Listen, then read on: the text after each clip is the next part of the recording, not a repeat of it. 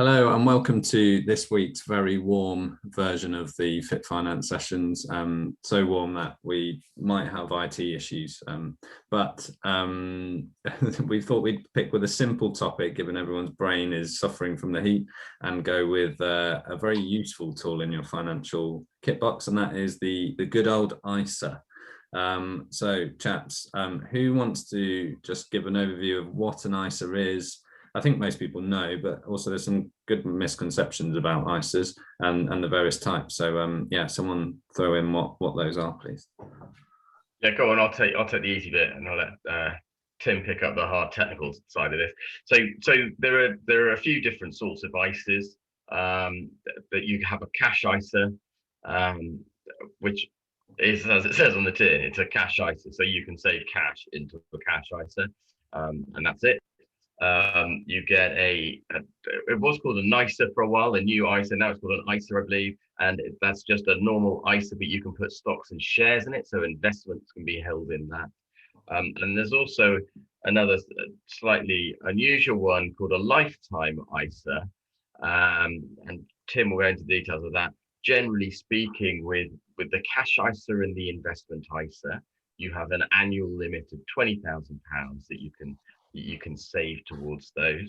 With the lifetime ISA, you invest up to £4,000 a year, and then if you invest the full £4,000, the government will give you £1,000 as a bonus, as an incentive to save towards it.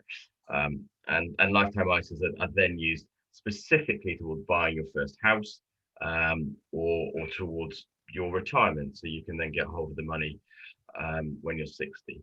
One of the benefits, I guess, I'm not sure how much Tim's going to go into this, but so one of the benefits of saving into a stocks and shares ISA, of course, you hold all sorts of different investments. One of those investments, other than your usual stock market style unit trusts, shares, and all that sort of stuff, you can also hold AIM listed shares. So those are on the alternative stock market, the alternative index market. And those will fall outside of your estate. Most of those investments should fall outside of your estate after 2 years. So they can be used for some forms of inheritance tax planning. And then there's also a slightly more esoteric form of ISA planning, which allows you to invest into things like peer-to-peer lending and concepts like that, which is a bit woo and a bit out there. And to be honest, we don't see it an awful lot, but it is there.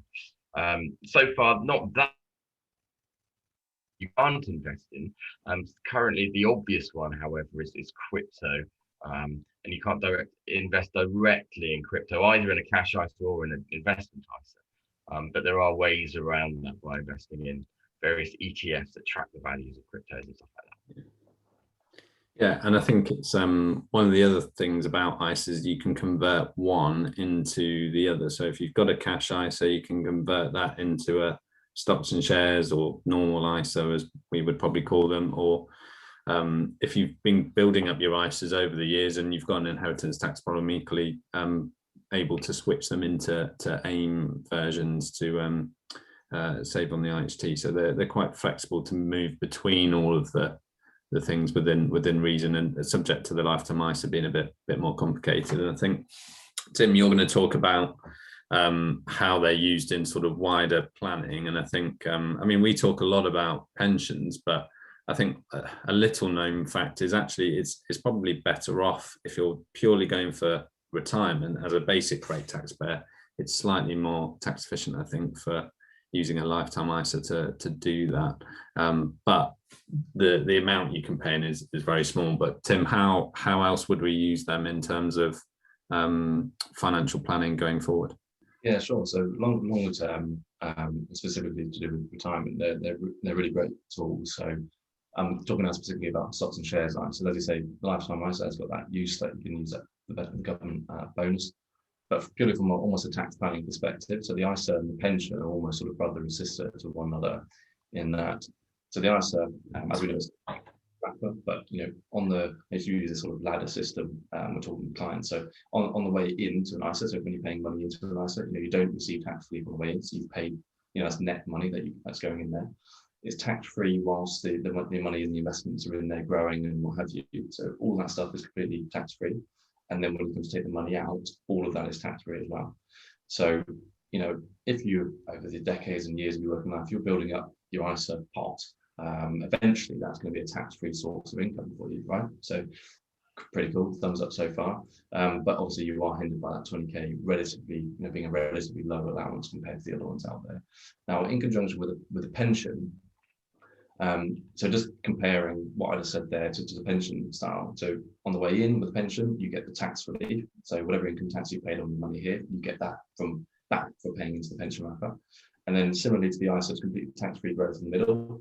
Then when you come back out, 25% of it is tax-free, as we know, and 75% of it is taxable at income at your marginal rate.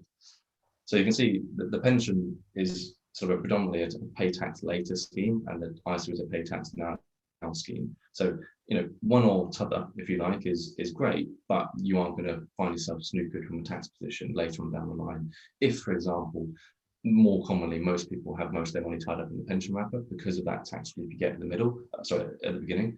Most people get, you know, stuck with that and think, great, you know, it's, you know, I'm saving so much tax. But looking further afield, you know, if all of your money is in the pension wrapper, you're going to be paying quite a lot of tax when you're drawing an income with lump sums that you want in retirement.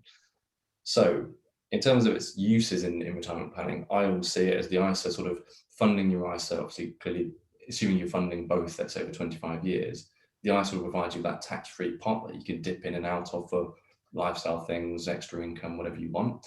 And then the pension you can drip out as an income clearly. But from a tax efficiency perspective, let's just get a little bit technical, but why not?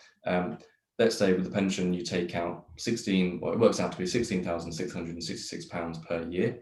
25% of that is whatever it is, but that's completely tax-free. 75% of that actually makes up your personal allowance, which is 12,570 at the moment, but that works out to be 75% of that number works out to be 12,500.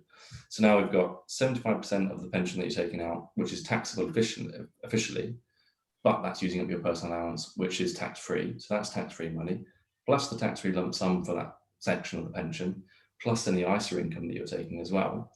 You've got a tax-free source of income right there. So very quickly, as a quick example, that's how they can both work in conjunction, looking longer term and in terms of drawing an income out of them. When you hang up your boots. And hence why it's not always a mathematical flowchart of this is the most tax efficient than this one. You want to water all the trees in the garden, otherwise you end up with one very big tree and 3 saplings. So if we've got more tools in retirement, then great. And also I think sometimes, depending on what assets you've got or what the structure of your portfolio is, it's better to have the faster growing high growth assets in the ISA, or the high income generating assets, and the lower risk ones outside, because you're preserving that tax efficiency on the growing assets. So sometimes it's a bit of housekeeping in terms of moving the assets around to maximize those allowances to their best use at the same time. No point having all your cash saved in ISAs and then all your investments outside the ISA, or vice versa. So, good. Anything else to add on ISAs? Everyone's favorite tax efficient investment scheme? No, I would just like to say I really like your analogy about watering trees. So I thought that was top drawer. Thanks. That's a new one. I just made that up as we were going along, inspired by Tim's little tree in the background there, because you know, he was talking for a long time, so I had to think of something.